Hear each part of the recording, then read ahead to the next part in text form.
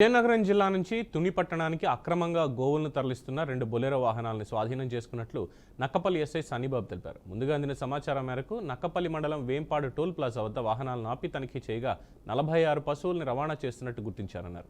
వాహనాల డ్రైవర్లు ఇద్దరితో పాటు గోవుల రవాణాలో ప్రమేయం ఉన్న మరో ముగ్గురుపై కేసు నమోదు చేసినట్లు ఎస్ఐ సనీబాబు తెలిపారు.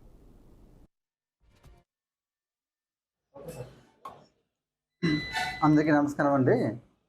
ఈరోజు నక్కపల్లి పోలీస్ స్టేషన్ పరిధిలో పశువుల అక్రమ రవాణా జరుగుతుందన్న సమాచారం మేరకు వేంపాడు టోల్ ప్లాజా వద్ద 2 బొలెరో వెహికల్స్ను, అలానే బొలెరో వెహికల్లో అక్రమంగా రవాణా చేస్తున్న 46 పశువులను కూడా పట్టుకోవడం జరిగింది.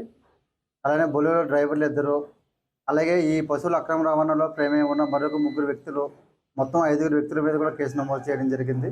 అలాగే పట్టుకున్న ఈ 46 పశువుల మన వెటనరీ డాక్టర్ సమక్షంలో టెస్ట్ చేయించి మిగతా పశువులను పెనుగొల్లు గోశాలకు అప్పగించడం జరిగింది. అలాగే కేసును నమోదు చేసి దర్యాప్తు చేయడం జరుగుతుంది. Thank you. దీనిపైన ఎటువంటి పశువుల అక్రమ రవాణా అనేది చట్ట ప్రకారం నేరం అండి. ఎవరు అక్రమ రవాణా చేసినా, ఏ వెహికల్లో చేసినా తగిన సమాచారం ఇచ్చిన వెంటనే పట్టుకుని కేసు నమోదు చేయడం జరుగుతుంది.